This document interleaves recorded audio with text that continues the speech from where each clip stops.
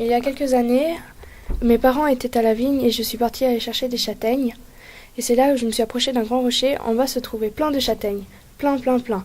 Alors, à la place de partir par un petit peu plus loin où il y avait une pente, je suis descendue par le rocher où j'ai glissé, j'ai trébuché et je suis tombée en bas.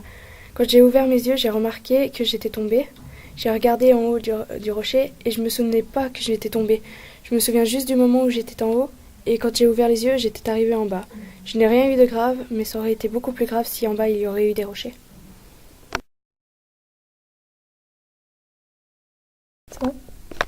Alors, il y a 2 ans, je faisais de la balançoire et mon petit frère a voulu aussi en faire. Alors, je l'ai pris sur mes genoux, mais en fait, d'un coup, les cordes, elles se sont cassées et puis on est tombé. Et heureusement pour mon petit frère, je suis tombée la première et il m'est tombé dessus. Moi, je me suis ouverte la jambe et puis la main et mon petit frère, il a eu mal à la tête.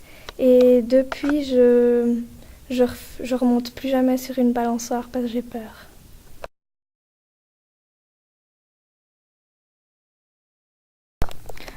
Je suis allée à Aquapark avec ma meilleure amie. Quand nous sommes rentrés, il faisait nuit et nous n'avions toujours pas soupé. Alors on a décidé d'aller manger un kebab. On est monté au village et on a commandé. Puis comme on ne voulait pas rentrer, on a décidé d'aller le manger au bord du lac. On a commencé à manger pendant qu'on marchait. Puis comme on ne voulait pas faire tout le tour pour descendre, on a emprunté des vieux escaliers.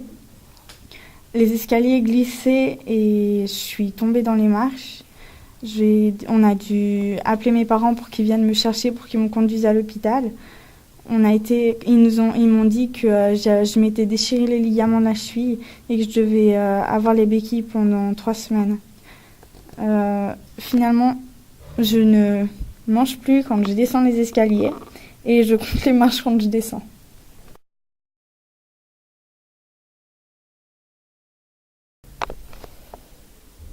Il y a quelques années, mon petit frère et moi, on est sortis dehors pour jouer. Puis comme à cette époque, il m'écoutait pas et qu'il voulait faire son malin, il est monté sur le garage. Et comme il croyait qu'on arrivait à voler comme Superman, il a décidé de sauter. Puis il s'est pris la tête la première au sol.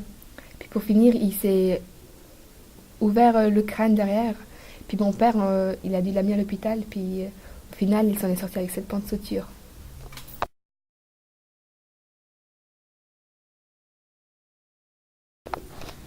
Nous sommes à la fin de la construction de ma maison et on nous a prêté une vieille échelle pour pouvoir poncer le toit de nos chambres.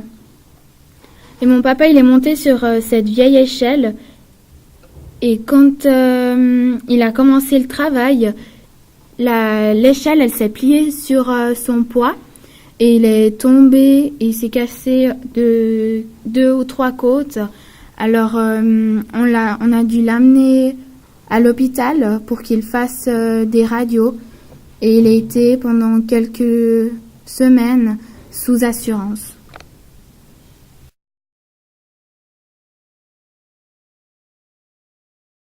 Mon papa m'a raconté qu'un soir d'hiver, son frère et lui jouaient dans leur chambre. Ils s'amusaient au loup. Pendant ce temps, leur maman était en train de repasser et son mari travaillait au champ. Comme la chambre du cadet est trop petite pour jouer au loup, ils sont allés courir dans toute la maison. Le cadet touche son frère aîné pour lui échapper. Le plus petit des frères se faufile entre les jambes de sa mère, puis il passe par-dessous la planche à repasser. Pris dans son élan, il bouscule la planche et fait tomber le fer sur sa tête. Résultat, point de suture et hôpital.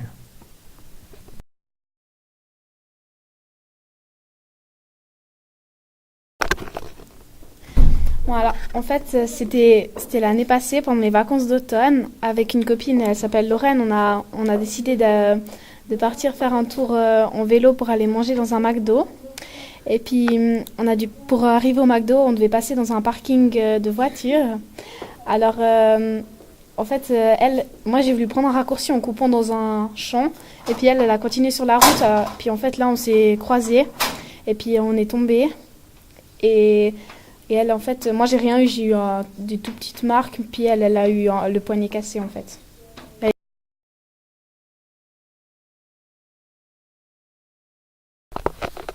quand j'avais 4 ans. J'adorais aller jouer avec ma meilleure amie dehors. Mais comme j'étais un peu étourdie, j'ai oublié de fermer la porte d'entrée. Puis ma sœur qui avait 1 an, elle adorait elle adorait me suivre partout. Mais là, elle est en Yupala, donc elle a dévalé les 10 marches avec le Yupala.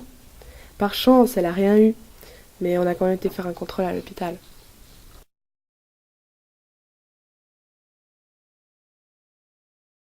Alors, nous étions en vacances avec ma grand-maman et des amis dans une maison avec des escaliers. Les chambres et la salle de bain étaient à l'étage. Ma grand-maman avait mis une barrière devant les escaliers car elle ne voulait pas que les enfants tombent en bas. Quelques minutes plus tard, elle est montée chercher quelque chose dans sa chambre, puis on entendit un drôle de bruit. Elle avait passé par-dessus la barrière, elle était tombée en bas des escaliers, mais elle n'a pas eu grand-chose.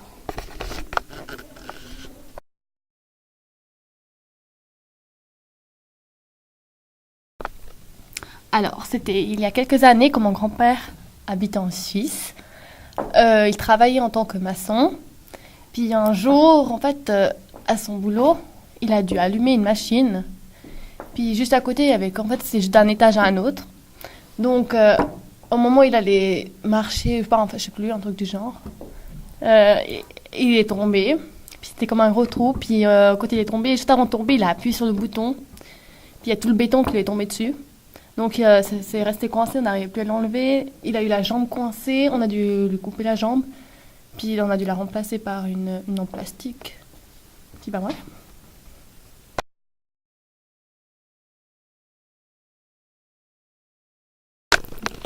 Alors, un lundi soir, ma sœur s'est préparée pour sortir. Elle a oublié de regarder par la fenêtre. Elle est sortie, puis là, il neigeait, le sol était déjà gelé. Elle avait mis des talons aiguilles. Elle ne voulait pas y aller les changer. Elle a continué. Quand elle est arrivée dans une roue descendante, elle voulait descendre. Elle s'est accrochée, mais comme elle avait des talons aiguilles, elle a glissé. Elle est tombée, puis elle était gênée. Tout le monde se marrait. Il y a une dame, quand elle a entendu, elle s'est retournée pour l'aider. Quand elle a attrapé la main, elle a glissé aussi. Et puis tout le monde a commencé à rigoler après.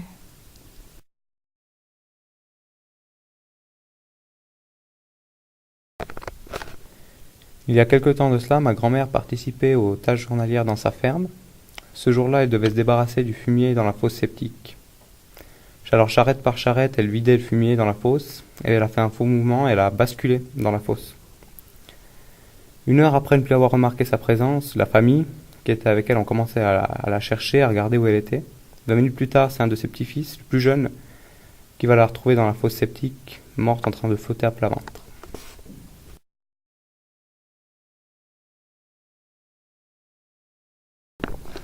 Il y a 4 ou 5 ans, je me suis décidé à aller à une fête dans un village voisin. J'arrive sur place, je regarde autour de moi, et je me laisse tenter par une petite partie de trampoline. Je paye, j'entre, et je commence à sauter. Et tout à coup, je perds l'équilibre, et je ratterris violemment contre une barre de fer qui reliait 2 trampolines ensemble. Et plus de peur que de mal, je m'en sortis avec de gros mots d'eau et un joli bleu. Mais il m'arrive de repenser à cet accident et à me dire que ceci aurait pu être beaucoup plus grave.